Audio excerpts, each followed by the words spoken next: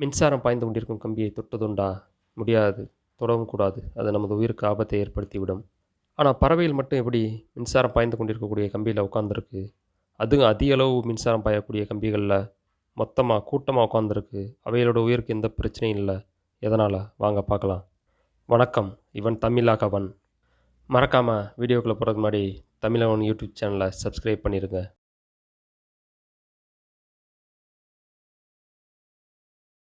Electrical கரண்டை பற்றி முதலில் நாம் தெரிந்து கொள்வோம். Flow of electrons. எலக்ட்ரான்களின் ஓட்டமே மின்னோட்டமாகும். எலக்ட்ரோடுகள் மிகப்பெரிய அளவில் உற்பத்தி செய்யப்பட்டு அவைகள் பவர் ஸ்டேஷனில் உள்ள கம்பிகள் வழியாக நமக்கு அருகிலுள்ள டிரான்ஸ்ஃபார்மருக்கு கடத்தப்படுகிறது. எலக்ட்ரிக்கல் டிரான்ஸ்ஃபார்மர்களிலிருந்து மின்கம்பிகள் வழியாக வீடுகளுக்கு கடத்தப்படுகிறது. அதன் பிறகு வீட்டிலுள்ள மின்சாத பொருட்கள் பவர் கேபிள் வழியாக நாம் பயன்படுத்தும் fan, light, TV, radio, mixie, grinder, AC இப்படி அனைத்து சாதனங்களுக்கும் மின்சாரமானது கடத்தப்படுகிறது.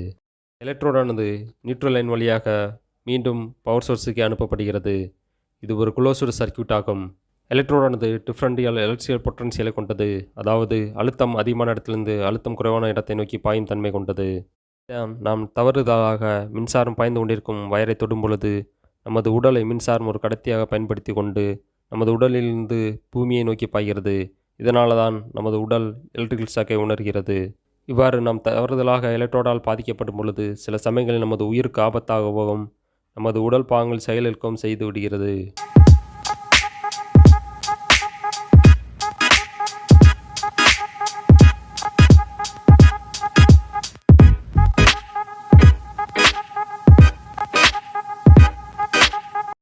பறவைகள் அதிகளவு மின்சாரம் பாயக்கூடிய கம்பியில் உட்கார்ந்திருந்தால் கூட அவைகளுக்கு எந்த ஒரு எலக்ட்ரிக்கல் ஷாக்கும் கிடைக்கிறதில்ல.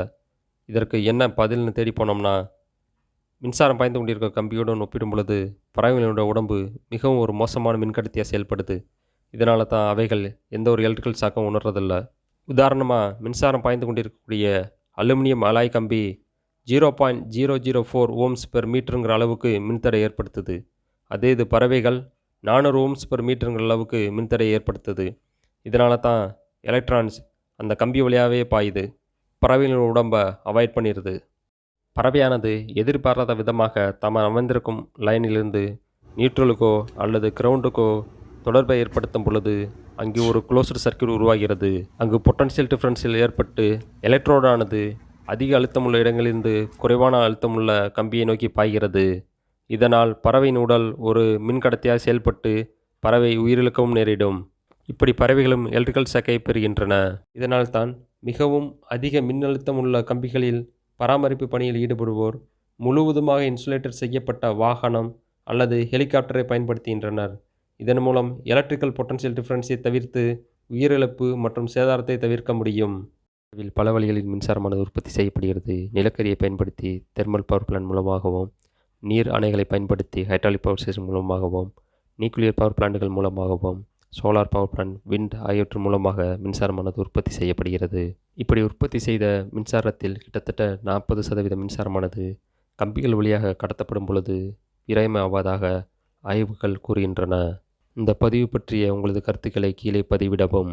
தொடர்ந்து தமிழகவன் யூடியூப் சேனலில் வரக்கூடிய பதிவுகளை காண பெல் ஐக்கானை ப்ரெஸ் பண்ணிக்கொள்ளவும்.